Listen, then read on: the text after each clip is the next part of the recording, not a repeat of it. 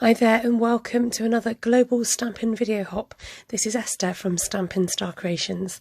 So this month's theme is spring flowers, so this is a bit of a double whammy as I've used this in one of my classes as well. So my inspiration for this came from online from a lady called Pauline Barnfather, who had created a flower using the umbrella punch. So here's my prototype, although I end up using less petals for my wreath. Going ahead with the 1-inch circle punch, and this is going to act as our base for all the flowers. Then using a strip of the So Saffron cardstock, this just makes life easier just to punch along it to cut out all the petals that you need. So arrange the umbrellas or petals in whatever places you want them to, so I found that 5 was enough for this arrangement. Next, I'm just using my bone folder to help break up those fibres in the card and to create a bit of shape to the flowers. I wanted the flowers to stand out a bit, so I'm going in with a darker colour, so Daffodil Delight, and brushing it on with a sponge on the So Saffron card.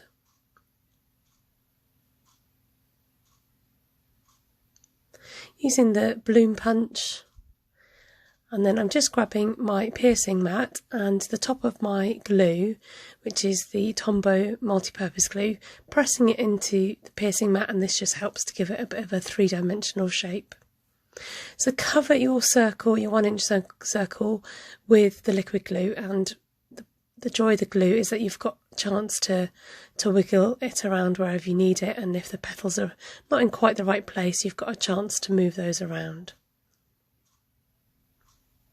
After I put the little flower in, it looked a bit lost in the big flower, so I bring on the medium daisy punch, and that seemed to help fill the gap between the two flowers.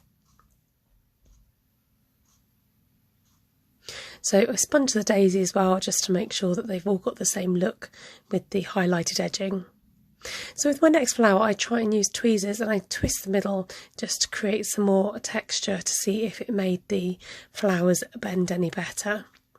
I'm using Petal Pink cardstock and then going in with Blushing Bride ink to highlight the edges on this flower. Next, I'm using Highland Heather cardstock, and actually the Highland Heather ink is just right for highlighting. It shows up on this cardstock, so I just use the same colour.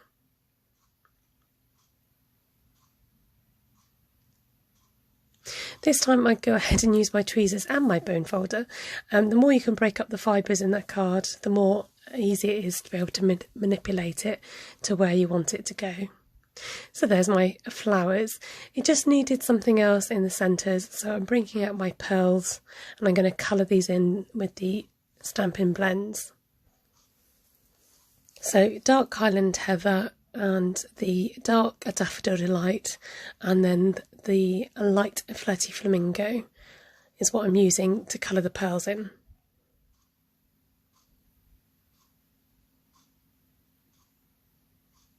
Adding these to the middle just really added something to the flower. This pearl just didn't want to sit in there. I had to chase it around a bit. Okay, so next up I'm grabbing my sprig and leaf punch to add some foliage onto my project. So I'm using mint macaron cardstock to cut these out.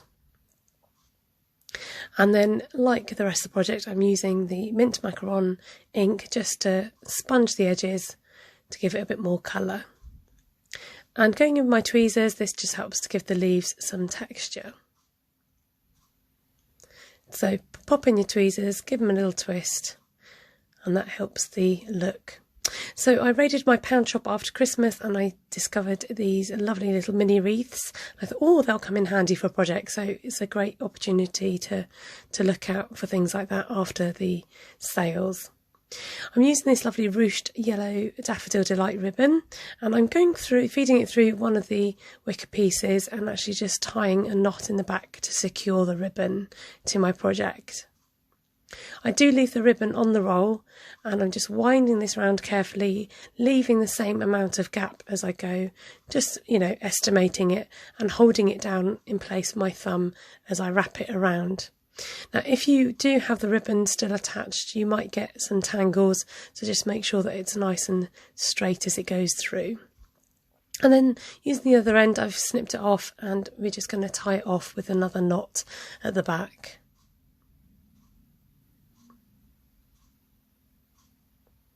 Snip off those excess pieces of ribbon and then now I'm just taking off the hanging part of the ribbon because I want my matching ribbon to go on there. So this one can just go in my stash of ribbon pieces.